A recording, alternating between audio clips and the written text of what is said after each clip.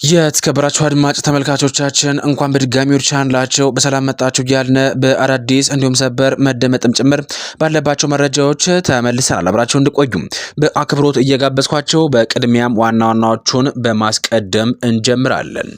በመካከለኛው ምስራቅ በአሜሪካና በኢራን መካከል ውጥረቱ ዛሬም እንደቀጠለ ነው። ከዚህ ጋር በተያያዘ አንድ ጥብቅ መረጃ በእጃችን ላይ ገብቷል። የአሜሪካ ጦር በቀጥታ በሆርሙዝ ወሽመጥ ላይ ጦርነት መክፈቱ ተሰምቷል። ከዚህ ጋር በተያያዘ ዝርዝር መረጃ አለን። አብራችሁን ስትቆዩም የምታዳምጡት ይሆናል። እንዲሁም ደግሞ ዓለምን እያነጋገረ የሚገኘው ይህ ጦርነት ባለበት በሰዓት ላይ የአሜሪካና የቻይና ፍጥጫ ቀውሱን ወደ ዓለም አቀፍ ጦርነት እያቃረበው እንደሆነም እየተነገረ ይገኛል።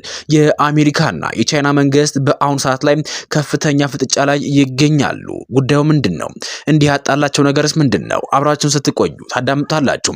እንዲሁም ደግሞ የስፔን ጠቅላይ ሚኒስትር ቻይና እንደገቡም ጭምር ተሰምቷል። በዝርዝሩ የመረጃ ጊዜ የምናስደምጣቸው አበይት ጉዳዮችም ይሆናል። ሌላኛው የዕለቱ ሰበሩ መረጃችን ቱርክ እስራኤልን በወታደራዊ ኃይል አወራለሁ ስትል በቀጥታ ዝታለች። ዝርዝር መረጃ አለን። እነዚህንና ሌሎች መደመጥ ያለባቸው መረጃዎችን ሰዓታችን ጠብቀን ይዘን ተገኝተናል። በመሆኑም አብራችሁ እንድቆዩ በአክብሮት እየጋበዝናቸው በቀጥታ ወደ ዝርዝር መረጃዎቻችን እንሸጋገራለን። በመካከለኛው ምስራቅ በአሜሪካና በእስራኤል ጥምረት ከኢራን ጋር ጦርነቱ ከተጀመረ ጊዜ አንስቶ የዓለም ነዳጅ ገበያ እንዲሁም ደግሞ መላው ዓለም ከምንጊዜውም በላይ የተጨነቀ ይገኛል። ይህ ክስተትም ለ40 ቀናት ጦርነት ሲካሄድ ቆይቶ ለ2 ሳምንት ተኩስ አቁም በድርድር ሊፈታ ታስቦ የታለመ ቢሆንም ግን በአሁኑ ሰዓት ላይ ይህ ክስተት ድርድሩም ሳይሳካ ቀርቶ ለዳግም ፍጥጫ ተዳርገዋል። አሜሪካና ኢራንም በአሁኑ ሰዓት ላይ በሆርሙዝ ወሽመጥ ላይ ፊት ለፊት ተፋጠው ይገኛሉ። የኢራን መንግስት በሆርሙዝ ወሽመጥ በኩል ያለ ኢራን ፍቃድ ማንኛውም ጦር መርከብ እንዲሁም ደግሞ የባህር ላይ እንዳጫኝ መርከብ ማለፍ እንደማይችል ሲናገር፣ አሜሪካም በአሁኑ ሰዓት ላይ ያለኔ እውቅና ያለኔ ትዕዛዝ በሆርሙዝ ወሽመጥ ማንም ምንም አይነት መርከብ ማለፍ አይችልም ያለች ትገኛለች። ይህ የሁለቱ ሀገራት ፍጥጫም ዓለማችንን ከምን ጊዜውም በላይ ያስጨነቀ ይገኛል። አሜሪካ ዝግ የሆነውን የሆርሙዝ ባህረ ሰላጤ በኃይል ለማስከፈት ብትሞክርም ከፍተኛ ወታደራዊና የፖለቲካ አደጋዎች ሊገጥሟት እንደሚችሉ የቀድሞ የአሜሪካ የባህር ኃይል መኮንንና የአትላንቲክ ካውንስል ከፍተኛ አማካሪ ሆኑት ሃርላን ኦልማን አስጠንቅቀዋል። ከፍተኛ አማካሪው ለአልጀዚራ እንደተናገሩት ከሆነ አሜሪካ በቂ ወታደራዊ ግብዓትና ኃይል ካቀረበች የውሃ መስመሩን ማስከፈት ትችል ይሆናል። ነገር ግን አሁን ላይ መመለስ ያለበት ዋነኛው ጥያቄ አሜሪካ ምን ያህል ኃይል ለመጠቀም ዝግጁ ናት የሚለው ሲሆን፣ እንዲሁም ደግሞ የኢራን ኃይሎችስ ምን አይነት አጸፋ ሊወስዱ ወይም ደግሞ ሊመልሱ ይችላሉ የሚለውን መሆኑንም አነስተዋል። ኢራን በርካታ ቁጥር ያላቸው የባህር ላይ ፈንጂዎችና ድሮኖችን ልትጠቀም እንደምትችልና ይህም የአሜሪካን የመከላከያ አቅም በእጅጉ ሊፈትነው እንደሚችልም ባለሙያው ገልጸዋል። ይህ ሁኔታ በጣም ከባድ ፍልሚያ እንደሚሆንም ያብራሩት ኦልማን አብዛኛው የአሜሪካ ሕዝብ ጦርነቱን የሚቃወም በመሆኑ በምንም አይነት ምክንያትም አንዲት የአሜሪካ መርከብ በኢራን ብትመታ ሳትሰምጥ እንኳን ጉዳት ቢደርስባት በትራምፕ አስተዳደር ላይ እጅግ ከፍተኛ የሆነ የፖለቲካና የህዝብ አመኔታ ቀውስ ሊፈጥር እንደሚችልም አስጠንቅቀዋል። ሲያጠቃሉ የአሜሪካ የባህር ኃይል በቂ ኃይል በመጠቀም ባህረ ሰላጤውን ሊከፍት ይችላል ወይ ተብለው በቀረበላቸው ጥያቄ ምናልባትም ይችል ይሆናል። ሆኖም ግን አደጋው እጅግ ከፍተኛ ነው። መርከቦቻቸውን ከተመቱባቸው ደግሞ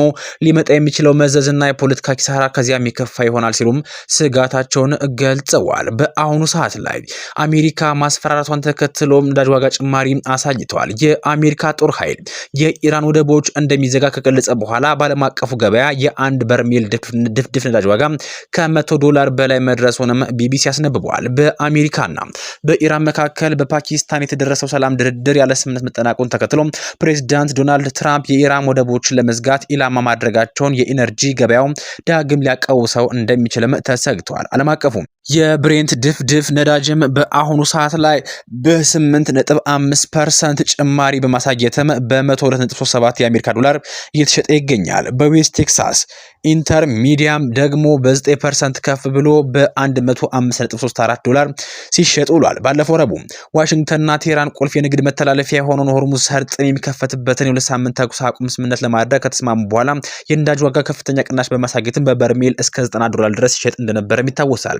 ከኢራን ወደቦች መዘጋት ጋር በተያያዘ በፓኪስታን ኢራን ወክለው ድርድሩ ላይ የተሳተፉ የኢራን ፓርላማ አፈ ጉባኤ መሐመድ ባገር ጋሊባፍ ሀገራቸው ለማንኛውም ማስፈራሪያ እጅ እንደማሰጥም ሲገልጹ የኢራን እስላማዊ አብዮት ጥበቃ ዘብ የባህር ኃይሎችም በበኩላቸው ወደ ባህረ ሰላጤ የሚጠጉ ማንኛውንም የጦር መርከቦችን በዋሽንግተንና በቴህራን መካከል የተደረሰውን ተኩስ አቁም ስምምነት እንደጣሱ ተደርገው እንደሚወሰዱ ይፋ አድርገዋል። ይህን ተከትሎ የማያዳግም እርምጃም ጭምር እንደሚወስድባቸው በግልጽ አሳውቀዋል። በአሁኑ ሰዓት በሆርሙዝ ወሽመጥ ላይ የአሜሪካ ጦር ኃይልና የኢራን ጦር ኃይልን ፊት ለፊት ተፋጠው ይገኛሉ።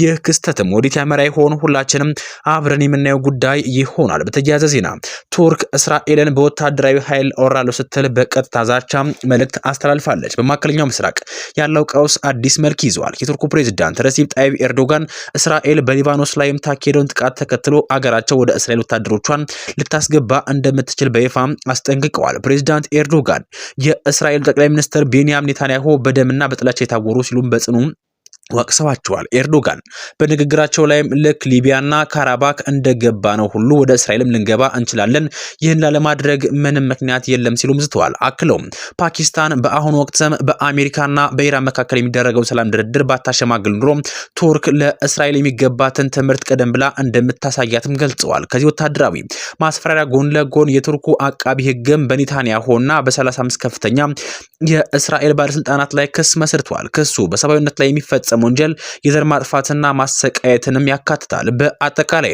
ከ4500 በላይ ዓመት እስራት እንዲፈረድባቸው እየጠየቀ ይገኛል። ኔታንያሁ በሰጡት ምላሽም ኤርዶጋን የገዛ ኩርድ ዜጎቹን የጨፈጨፈ ነው ሲሉ መልሰዋል። የእስራኤሉ ብሔራዊ ደህንነት ሚኒስትርም ኢታማር ቤን ጊቨር በበኩላቸው ኤርዶጋን እጅግ ባልተገቡ ቃላት ተሳድበዋል። ይህ ማስፈራሪያ በቀላሉ የሚታይ አይደለም ብለዋል። ቱርክ ከወታደራዊ አቅም አንጻር ከዩናይትድ ስቴትስ በመቀጠል በኔቶ ውስጥም ሁለተኛ ግዙፍ ጦር ያላት አገር ናት። በሊቢያና በሌሎች ሀገራት ያሳየችው የጦር አቅምም ተመዝግቦላታል። እንዲሁም ደግሞ በናጎርኖ ካራባክ ጦርነቶች ላይ ያሳየችው ወታደራዊ ስኬትም አቅሟን አረጋግጧል። በቅርቡ በሶሪያ የአሳድን አገዛዝ ጣሉትን ኃይሎች በመደገፍ ቀጠናዊ ተጽዕኖም አሳድራለች። የቱርክ የውጭ ጉዳይ ሚኒስትር ኔታንያሁ የዘመናችን ሂትለር ሲል የሚጠራው ሲሆን ኔታንያሁ የኢራኑን ሰላም ንግግር በማስተጓጎልና ቀጠናዊ ግጭቶችን በማስፋፋት በስልጣናቸውን ለማራዘም እየሞከሩ ነው ሲሉም ከሰዋል። ኔታንያሁ በአገራቸው ውስጥም የፍርድ ቤት ክስ ለሚጠብቃቸው ጦርነቱ እንደ መሸሸጊያ እየተጠቀሙበት እንደሆነም ተገልጿል። ይህ በሁለቱ ሀገራት መካከል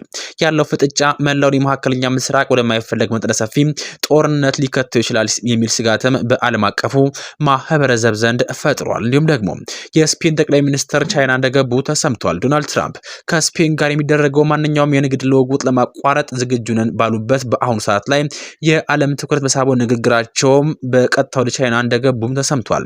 የስፔኑ ከፍተኛ መሪ ፔድሮ ሳንቼዝ በአሁኑ ሰዓት ላይም በቻይና ከጂጂንፒንግ ጋር ከፍተኛ ንግግር ያደረጉ እንደሚገኙም ተሰምቷል። የትራንስፒ ከስፔን ጋር ያለው ውጥረት የጨመረ የመጣውን ለአሜሪካ ጦር ሰፈር ስፔን ዝግ በማድረጓ ነውም ተብሏል። ትራምፕ ይህንን ክስተትን በቀልድ እንደማይመለከቱት እንዲሁም ደግሞ በቀጣይ ጊዜያት ላይም የማያዳግም እርምጃ እንደሚወስድባቸውም በቀጥታ ዝቶባቸዋል። ውድ አድማጭ ተመልካቾቻችን በቀጣዩ መረጃ ጊዜ እስክንገናኝ ድረስም ለአሁኑ በዚህ አበቃን። ሰናይ ጊዜ ተመኛን።